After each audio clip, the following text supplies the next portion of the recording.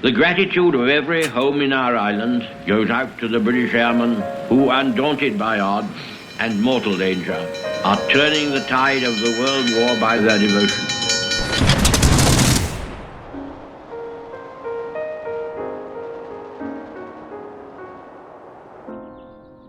When we had this opportunity and got approached to do this garden at Chelsea about the Battle of Britain and telling the story of the pilots that fought there, I mean, my imagination went wild, and I thought we could do something incredibly special, both at Chelsea Flower Show and recreating it here at Biggin Hill. For this is Biggin Hill. Today a chapel stands in memory of those few who flew and fought from here.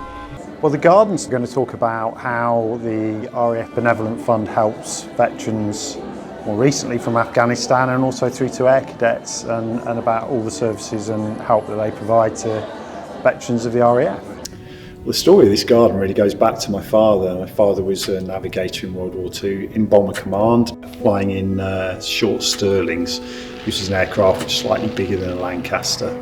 He flew 19 active missions and was eventually shot down in April 1943. I have his logbook. It's probably the most moving thing that I have of his, because it's written in his own hand. And the last entry in the book it just says missing. And his story took him through hiding with the French resistance, escaping through on steam trains, going down to the Pyrenees, walking over the Pyrenees, and then via Gibraltar getting back to the UK. A lot of these pilots were probably 18, 19, 20 years old. So the sculpture that I'm putting into the garden is actually a 3D scan of my own son dressed as an airman, because, you know, that could have quite easily have been him. And he's just looking up at the sky thinking, what's going on? When am I next going up? Who's up there? Probably knows all the people who are up there already, and just thinking, you know, how many of them are going to come back? What interests me about the story is just as well, it's ordinary people in extraordinary times, all involved in one story to try and protect the nation.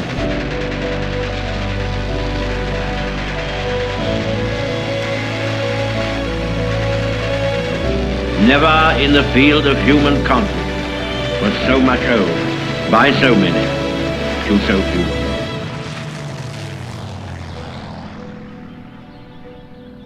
When you're in the centre of the garden where the sculpture is, you'll just be able to have a little bit of a moment looking up at the airmen and thinking about all the other airmen that went before him. It's a snapshot in time which I hope will be quite powerful and people can really connect to.